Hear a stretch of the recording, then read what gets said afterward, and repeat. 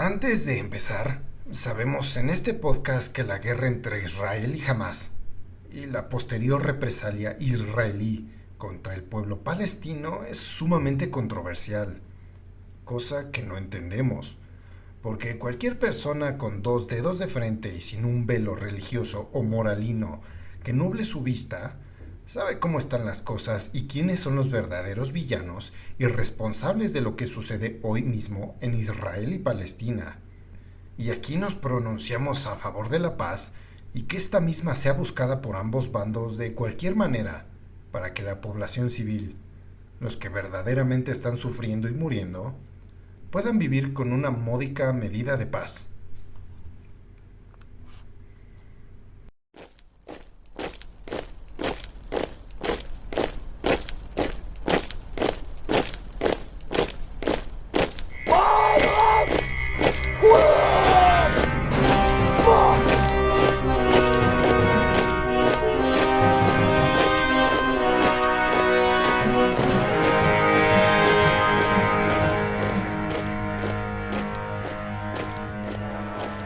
Spartans! What is your profession? Palestina e Israel. Ambos países viven en una zona especialmente conflictiva desde hace miles de años. Asirios, persas, babilonios, israelitas, griegos, romanos y bizantinos han manchado con sangre sus tierras con la intención de dominar la zona que antes se le conocía como el creciente fértil.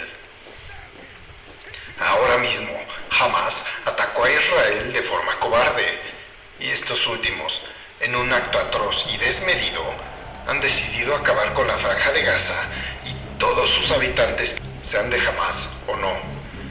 Y en la mayoría del mundo occidental se les sigue dando carta abierta para cometer atrocidades y crímenes de guerra.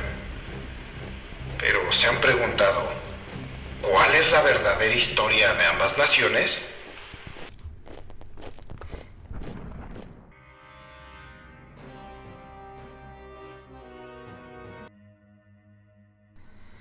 Buenos días, buenas tardes y buenas noches tengan ustedes, mis queridos podescuchas. Y como siempre, saludamos con todo respeto a sus mercedes. Bienvenidos a este su podcast Crónicas de Guerra, en donde yo, José Jorge Primos, el vikingo mexicano, seré su atento guía a través de este viaje y les narraré historias y anécdotas acerca de fieras y terribles batallas, de personajes que tal vez no conozcas y de eventos históricos tan increíbles que han quedado marcados con sangre y fuego en el tapiz de la historia, convirtiéndose de este modo en leyendas. Y como siempre, pues en esta época de la cultura de la cancelación uno nunca sabe, cabe destacar que en este podcast no glorificamos la guerra ni apoyamos a ningún bando, sino que nuestra tarea es la de realzar el valor, el heroísmo y los gestos extraordinarios de cualquier hombre o mujer que fueron obligados a ensuciarse las manos en una guerra que ellos jamás escogieron. En pocas palabras, denunciamos la guerra y al soldado le brindamos el respeto que se merece.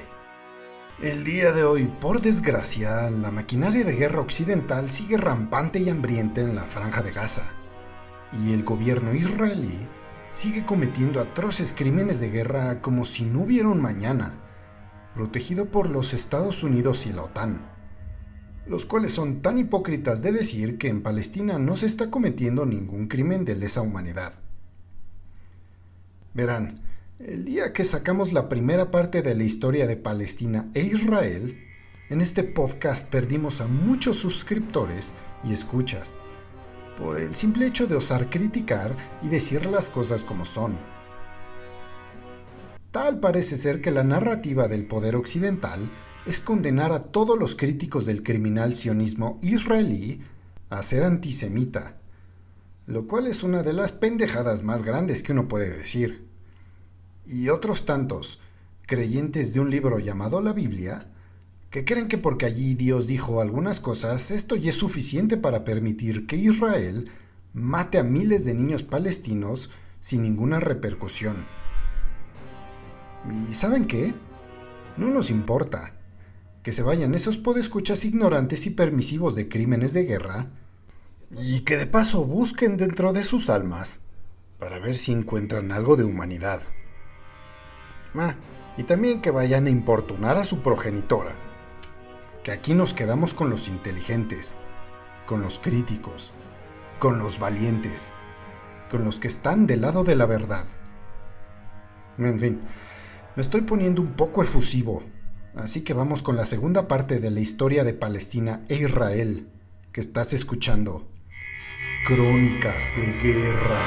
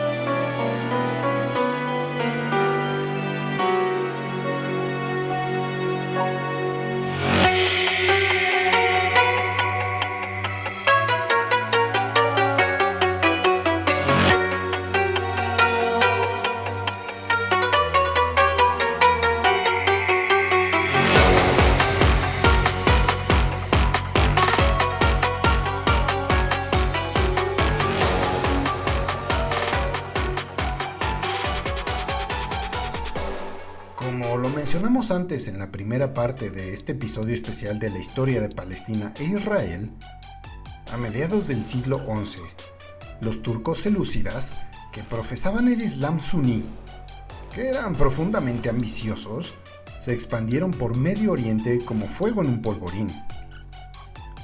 Pronto conquistaron Bagdad y extendieron su dominio hacia el oeste. El Imperio Bizantino, que conservaba la fe cristiana, estaba perdiendo territorios de forma inevitable en Europa y Asia. Y el emperador romano IV, ya harto de perder, decidió apostarlo todo en una batalla para revertir el curso de la historia y con un ahínco abrumador pero idiota, decidió enfrentar a los turcos selúcidas que amenazaban su dominio en Anatolia, en la actual Turquía. El resultado pues fue el previsto. La derrota bizantina en Manzikert en el año de 1071 le permitió a los turcos selúcidas conquistar Anatolia, Siria y Palestina, esta última de manos de los fatimíes, o sea, musulmanes chiíes que habían establecido un califato con centro en Egipto. Y te preguntarás cómo este hecho afectó a las tres grandes religiones abrahámicas o monoteístas. Verán, años antes, el dominio musulmán de los fatimíes sobre Jerusalén y sus alrededores no había impedido hasta entonces la sana convivencia y la peregrinación de cristianos que deseaban entrar en contacto con los santos lugares, por los que se creía había caminado Jesús, y que en el Islam Jesús no es hijo de Dios, sino uno de sus profetas más importantes. Pero el dominio selúcida, o sea, musulmanes que eran más reacios a tolerar a las demás religiones, y los conflictos en la región convirtieron a la peregrinación religiosa de los cristianos en una empresa muy peligrosa. Y a la vez, la debilidad del Imperio Bizantino impedía que se ofreciese protección a los peregrinos europeos. Así que en este contexto, la expansión del Islam, y en particular del dominio selúcida, que estaba a las puertas de Constantinopla, la capital del Imperio Bizantino, motivó tanto la solicitud de ayuda militar por parte del emperador bizantino Alejo I Comneno, como la disposición de los poderes occidentales por acudir a ayudar a uno de los imperios que más había protegido al continente europeo y a su status quo a través de la historia. Y con todo esto, la solicitud de ayuda militar del emperador bizantino Alejo I motivó el urgente llamado que hizo el Papa Urbano II en el Concilio de Clermont, en Francia, en el año de 1095. Este Papa de la Iglesia Católica convocó a todos los cristianos valientes de Europa a viajar a Tierra Santa para liberarla del dominio musulmán, y ofreció así a quienes acudieran la indulgencia plenaria. Es decir, el perdón de todos los pecados cometidos en el pasado. O sea, una carta abierta que otorgaba el cielo a todos los barbajanes y delincuentes medievales. En fin, si bien el llamado de Urbano II iba dirigido obviamente a nobles y caballeros que bien podían darse el lujo de jugar a las guerritas sin preocuparse por cómo poner comida en la mesa y alimentar a sus familias, a este llamado acudieron personas religiosas de toda condición social bajo el lema Dios lo quiere. O el famosísimo Deus vult. lema sempiterno de las cruzadas. Se estima que entre 60.000 y 100.000 individuos se movilizaron en el año de 1096, motivados ya sea por la fe cristiana, por el perdón de sus pecados, por la obligación de seguir a su señor feudal, caballero o amo a sus guerritas particulares, o simplemente por el deseo de adquirir tierras y botín. Así que en esta cruzada, que en realidad no fue una cruzada, sino una primera excursión no oficial, conocida como la Cruzada Popular, fue instigada por Pedro el Ermitaño, un clérigo francés que promovió el llamado de Urbano II entre campesinos y otros sectores humildes, seguramente para tener más carne de cañón en la guerra que se avecinaba. Estos campesinos y hombres de a pie avanzaron de a miles como una horda de harapientos por toda Europa, la mayoría de ellos desarmados o con armas rudimentarias, y saqueaban a su paso para alimentarse y agredían constantemente a las poblaciones judías que encontraban. Pero cuando llegaron a Anatolia y tuvieron de frente al enemigo musulmán, fueron en su mayor parte masacrados o esclavizados por los turcos selúcidas. En los comienzos de las cruzadas, los cristianos que marchaban armados o desarmados a Tierra Santa eran reconocidos indistintamente como peregrinos, y las campañas recibían nombres genéricos como viaje a Jerusalén, peregrinación o expedición, como si se estuvieran yendo de vacaciones. A lo largo del siglo XII, la diferencia entre guerreros y peregrinos desarmados se hizo aún más pronunciada, y tanto el término cruzados, reservado a los guerreros, como cruzada, se comenzaron a generalizar a finales de ese siglo. Y así cruzada se convirtió en sinónimo de peregrinación armada y de guerra santa cristiana. Para que luego no te digan que no hay yihad cristiana y que la religión del Vaticano es una religión de paz. Y así, en menos de un año, se dio la primera cruzada oficial. La primera cruzada comenzó en 1096 y culminó en el año 1099. Estuvo formada principalmente por caballeros franceses y normandos, que integraban contingentes dirigidos por líderes autorizados por el Papa. Entre ellos se contaban el príncipe Bohemundo de Tarento y el duque Godofredo de Bouillon.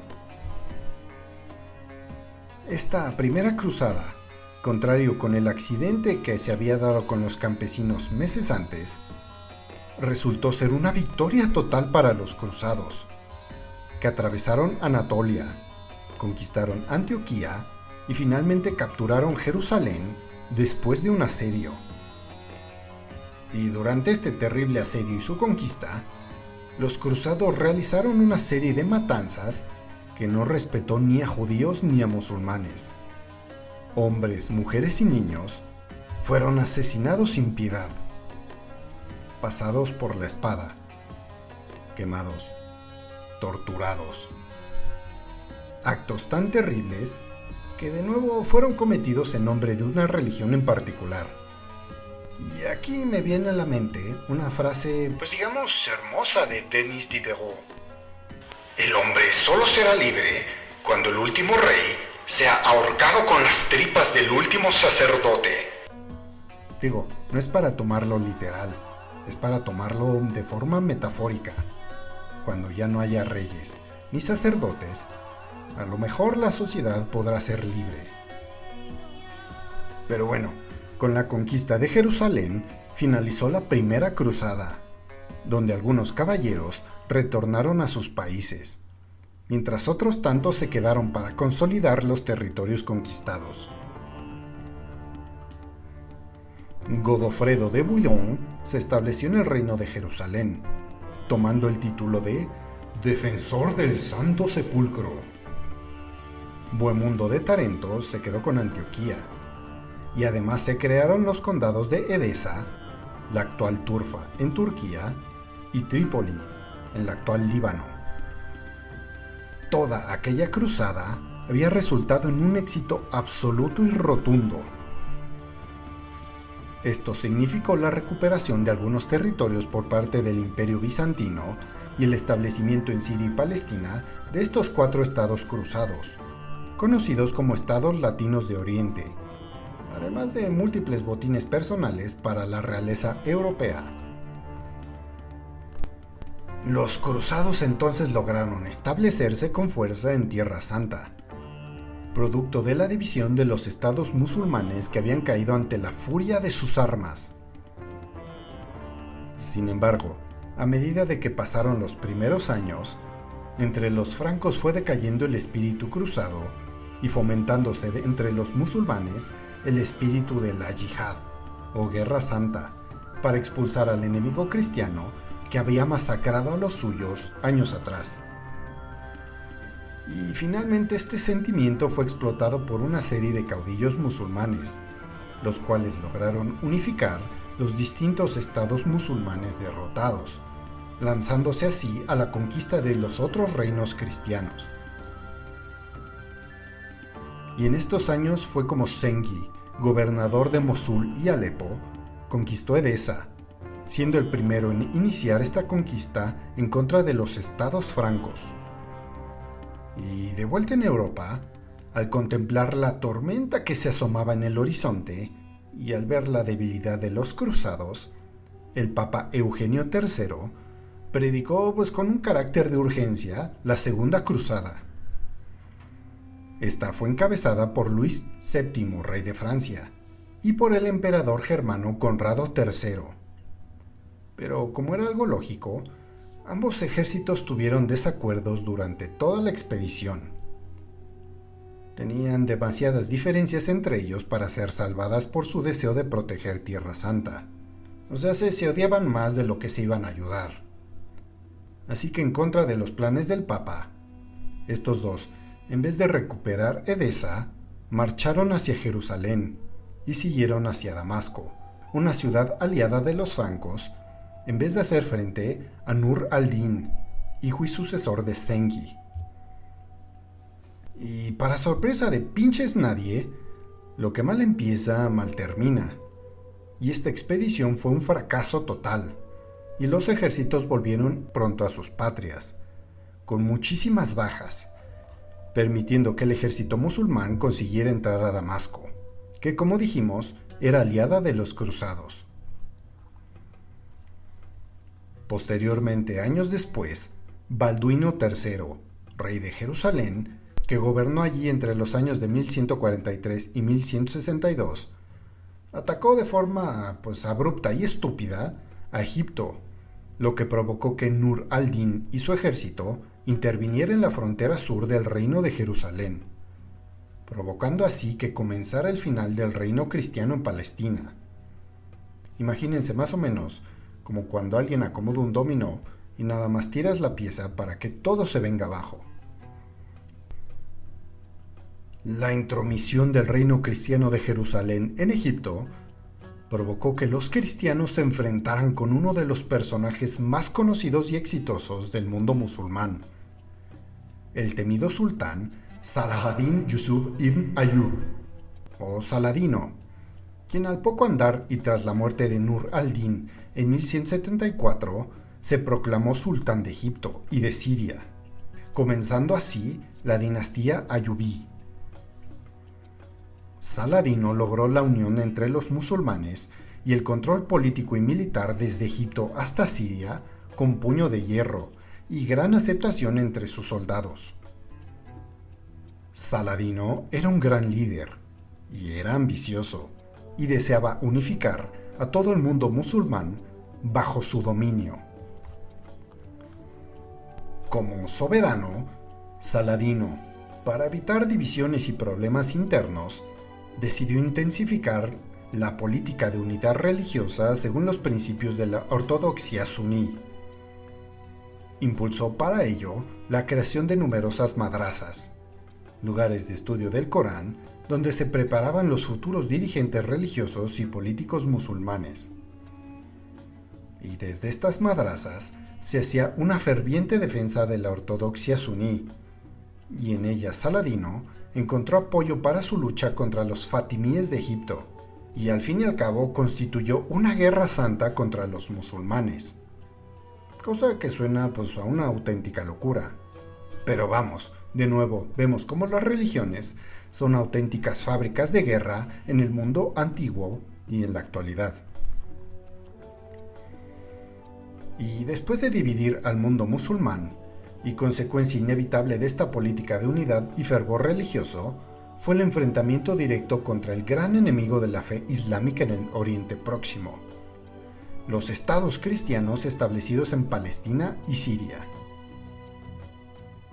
Saladino necesitaba derrotar cuanto antes a los cruzados para asegurar su autoridad, pues en estos años no le faltaron los rivales internos, como prueban los varios intentos de envenenamiento que sufrió y los 2 atentados que se organizaron en contra de él, obra de los legendarios Hasashin, o asesinos, de quienes se desprende la palabra asesino, una secta chií conocida por su consumo ritual de hashish. Esta nueva y grandiosa yihad, que servía como símil en el mundo cristiano de una cruzada cristiana, serviría para aglutinar a todos los creyentes bajo el liderazgo del sultán del Islam y de los musulmanes, como Saladino se había hecho llamar desde el año de 1184. El hambriento sultán supo utilizar con gran habilidad las diferencias que existían entre los distintos estados cristianos: el reino de Jerusalén, el condado de Trípoli y el principado de Antioquía. Como diría el dicho, el enemigo de mi enemigo es mi amigo. Verán, en aquellos terribles días, algunos cruzados, sobre todo los recién llegados, eran partidarios de hacer constantemente la guerra en contra de los musulmanes para mantener así el espíritu de la cruzada. Otros, en cambio, como Raimundo, conde de Trípoli, con quien Saladino mantuvo casi siempre cordiales relaciones, prefería una convivencia pacífica, en parte por motivos económicos, pues empleaban a campesinos musulmanes para cultivar sus tierras. Así que, por ejemplo, para ellos, valía más la economía y el beneficio monetario que la religión, y por ende que la guerra. Así que podemos decir que estos personajes hacían las cosas buenas aunque fuera por los motivos erróneos. En el año de 1185, la muerte del rey Balduino IV el Leproso, del cual tenemos que hablar próximamente en este podcast porque es una figura histórica importante, pero a la vez abandonada, abrió una crisis en el reino de Jerusalén que dio alas y pretextos a los elementos más belicistas entre los cruzados cristianos, y provocó a la postre una guerra abierta que devastaría Palestina. El detonante de esta guerra fueron las provocaciones en contra de los musulmanes de un señor cristiano de frontera, el tonto, cobarde y poco hombre de Reinaldo de Chatillon, quien, después de una incursión en contra de la Meca, la ciudad más sagrada de los musulmanes, atacó en 1186 a una caravana árabe en medio de su peregrinaje. Saladino entonces consideró rota la tregua que desde el año anterior regía entre cristianos y musulmanes, y reunió tropas propias y de sus aliados para atacar finalmente y con todas sus fuerzas el reino de Jerusalén. En 1187, Guido de Lusignan, general en jefe del ejército, que acababa de ser coronado soberano de Jerusalén por la facción más belicista de los cruzados, lanzó sin medir las consecuencias una gran ofensiva en contra de Saladino, cerca de Tiberíades. Pero el hábil sultán logró cercar el ejército cristiano y le infligió una aplastante derrota en Hattin, el 4 de julio de 1187, en donde muchos caballeros templarios y hospitalarios, órdenes militares creadas para proteger y atender a los peregrinos hacia Tierra Santa, fueron esclavizados o ejecutados por los musulmanes. Saladino victorioso le permitió escapar a Raimundo de Trípoli con sus hombres, pero exigió un elevado rescate por los demás caballeros apresados, entre ellos Guido de Lusignan, rey de Jerusalén. Mientras que a Reinaldo de Chatillon, el autor de la masacre en la Meca, que también había sido capturado en la batalla, el mismo Saladino lo ejecutó con sus manitas de sultán, tal y como lo había prometido tras la incursión del cruzado en contra de su ciudad sagrada. Al idiota de Guy de Lusignan se le culpa por la pérdida de Jerusalén, debido a la obsesión de este de enfrentarse a Saladino y a su falta de visión para proteger la ciudad. De esta forma, el reino cristiano de Jerusalén había desaparecido, aunque los cristianos que sobrevivieron lograron apenas mantener las ciudades que se encontraban en el litoral. A diferencia de los cristianos cuando invadieron Jerusalén en la primera cruzada, donde la ciudad se llenó de cadáveres de hombres, mujeres y niños musulmanes y judíos, Saladino optó por tomar la decisión de un hombre moralmente superior, pues permitió que la población cristiana que habitaba Jerusalén abandonara esta sin siquiera ser molestados. Él no era un monstruo como los cruzados, y con ello lo había demostrado a todo el mundo. La toma de Jerusalén causó conmoción en Europa, donde el Papa Gregorio VIII convocó prontamente en 1189 la Tercera Cruzada, conocida como la Cruzada de los Reyes. En esta participaron Ricardo Corazón de León, rey de Inglaterra, Felipe II Augusto de Francia y el emperador Federico I Barbarroja, del Sacro Imperio Romano Germánico. Este último siguió la ruta terrestre con el ejército más poderoso de todas las cruzadas. Pero en Siria el emperador murió y su ejército regresó finalmente a su patria. Si bien los cruzados no pudieron reconquistar Jerusalén, una serie de victorias costeras favorecieron la firma del Tratado de Ramla entre Ricardo I y Saladino, por el que el primero reconocía el control musulmán de la ciudad y el segundo se comprometía a permitir toda peregrinación cristiana. Palestina y la antigua Judea permanecían así bajo el control del poder musulmán por muchos siglos más. Y con esta nota alta los volvemos a dejar en suspenso para la tercera parte de este episodio especial de Crónicas de Guerra. Y como siempre estamos a sus pies, y si quieres escuchar acerca de una batalla en especial o de un personaje que consideres importante, no dudes en contactarnos en nuestras redes sociales, pues tanto en Twitter e Instagram nos encontrarás como @crónicasdeguerra solo con la D, y nuestro correo es crónicasdeguerra@outlook.com. Y si nos escuchas en Spotify, no te olvides de seguirnos, darle clic a la campanita para recibir notificaciones cuando tengamos episodios nuevos.